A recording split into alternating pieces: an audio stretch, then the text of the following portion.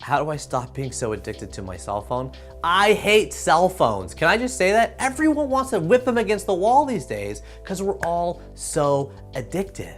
And you know what? There's three big problems with the addiction we have to our cell phones, and they all start with the letter P. The first one is a physical problem. I'm talking about developing hunchbacks because you add 60 pounds of pressure to your spine when you tilt your head over to text. Did you know I went to a physiotherapist last year? Kind of embarrassing. I went there because my thumb wasn't working. I was like, oh, I can't really move my thumb. She's like, you got texting thumb. I talked to the physio, and you know what she says to me? All I do now is thumbs. Used to be arms and legs. People used to walk around with casts. Now everyone's got texting problems. There's a physical problem with using our cell phones too much, and we don't talk about it very much, do we? Number two, psychological. I said they all start with the letter P. Physical, psychological. Psychological, here's this. You're comparing your director's cut life with everybody else's greatest hits. Every time you check the social media status updates of your friends, someone's doing something better than you. Psychologically, this is a huge problem because you're never good enough.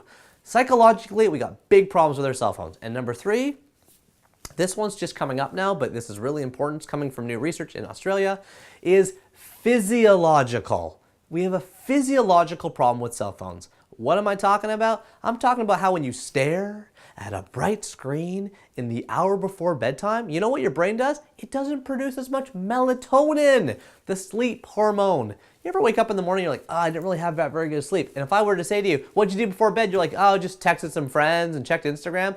That's why. Your brain thinks it's looking at the sun or a fire. We got these old primal biological organisms. It thinks it's wake time. Wakey, wakey, I'm looking at the sun, and then you try to shut down, you suck at it. This is based on new research from Australia that shows the melatonin production declines when we stare at bright screens. Just to summarize, here's the problems with cell phones. Number one is a physical problem. Number two is a psychological problem. And number three is a physiological problem.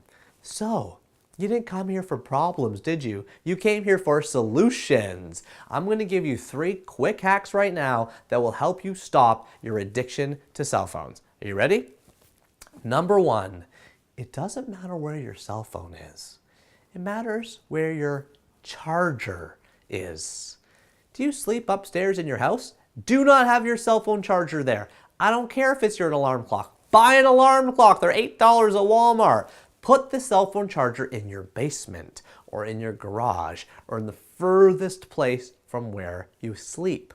Again, it doesn't matter where your cell phone is, it matters where your charger is. The extra 20 seconds of work to go send that last email before bed or to go check the news in the morning, your brain will be too lazy to do it, and you'll be creating a little gap, which will be fantastic because you won't be as addicted to your phone. Okay. Number 2, no screens first and last hour of the day. Your brain needs time to wind down and to wind up. Did you know it's the most complex thing we've ever seen in the entire universe? These 3-pound piles of flesh that are in between our skulls consume 30% of our body's energy. It takes the equivalent of 16 apples a day just to keep this thing powered. You gotta take care of it. Putting a helmet on before you go roller skating doesn't count. I'm talking about not jarring it senseless with totally unnecessary news and updates in the last hour before bed and the first hour in the morning. Not only will your melatonin production increase, but you won't scatter all your goals for the day right when you wake up. You'll actually contemplate what you should be doing and then thoughtfully engage. And my third and final, you know I always love 3 points, don't I? My third and final piece of advice on stopping cell phone addiction is turn your cell phone from a push device to a pull device. Do you know what cell phones are? They're push devices. They push alerts at you, texts, notifications, updates, ding, ding, ding, ding, ding. 99% of those come from robots anyway. They don't come from real people.